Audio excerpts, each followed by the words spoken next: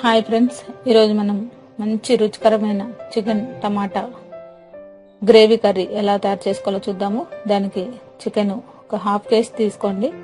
Half కేజీకి కొద్దిగా పైగా తీసుకోండి. అలాగే నూనె కళాయి వేడి చేసి ఒక 5-6 స్పూన్లు, కొద్దిగా ఎక్కువగానే పడుతుందండి. దీంట్లోకి మీడియం సైజు ఉల్లిగడ్డలు ఒక 5-6 తీసుకోండి. అలాగే పచ్చిమిర్చి కూడా ఒక 10-15 తీసుకోండి. ఇది కొంచెం స్పైసీగా ఉంటేనే రుచిగా ఉంటుందండి. ఇవి కొద్దిగా పచ్చివాసన పోయే వరకు మనం ఫ్రై చేసుకోవాలి. ఈలోపు మనం టమాటాలు ఒక 4 మీడియం సైజు తీసుకొని, అలాగే ఒక 2 స్పూన్ల జీడిపప్పు కూడా వేసి మెత్తగా పేస్ట్ చేసి పక్కన పెట్టుకోవాలి. ఇప్పుడు ఉల్లిపాయలు వేగిన తర్వాత అల్లం వెల్లుల్లి పేస్ట్ కూడా ఒక స్పూన్ వేసేసి మనం ఇది కూడా పచ్చివాసన పోయేదాకా ఫ్రై చేసుకోవాలి. ఇది కొద్దిగా ఫ్రై అయిన తర్వాత దీంట్లో కొద్దిగా పసుపు కూడా వేసేయండి.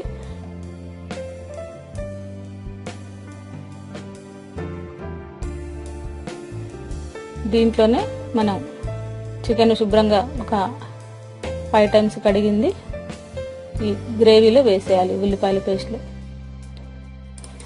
ఇది కొద్దిగా ఆయిల్లో ఫ్రై అయితే పచ్చివాసన అంతా పోతుందండి. దీంట్లో ముందుగానే ఉప్పు వేసేసుకోండి.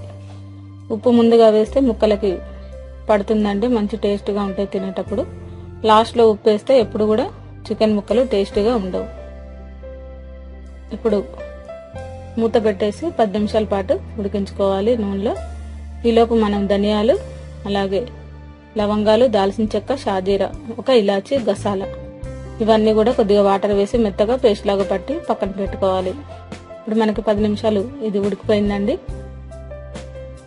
దీంట్లో మనం టమాటా జీడిపప్పు పేస్ట్ కూడా మెత్తగా పట్టి దీంట్లో వేసేయాలి.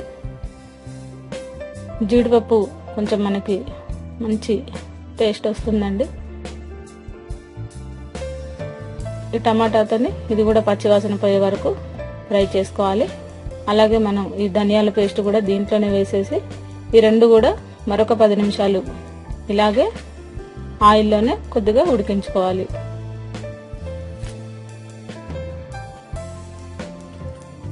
ఇది కూడా ఒక 10 నిమిషాలు ఉడికిన తర్వాత చివరిగా మనం కొద్దిగా కారం, ఆల్రెడీ పచ్చిమిర్చి వేసాం కాబట్టి చూసి వేసుకోండి. లవంగాల ఘాటు కూడా ఉంటుంది కాబట్టి మీకు తగ్గట్టుగా టేస్ట్ చూసుకుంటూ కారం సరిపోయిందో లేదో కొద్దిగా చూసి వేసుకోండి. దీంట్లోనే మనం గరం మసాలా పౌడరు, ఇది వేయించిన ధనియాలతోనే గరం మసాలా పౌడర్ మనం రెడీ చేసుకుంటాం కదండి, ఆ పౌడరు ఒక 1/2 స్పూన్ వేసుకున్నాను. మరి ఎక్కువగా వేస్తే ఘాటు ఎక్కువగా ఉంటుంది.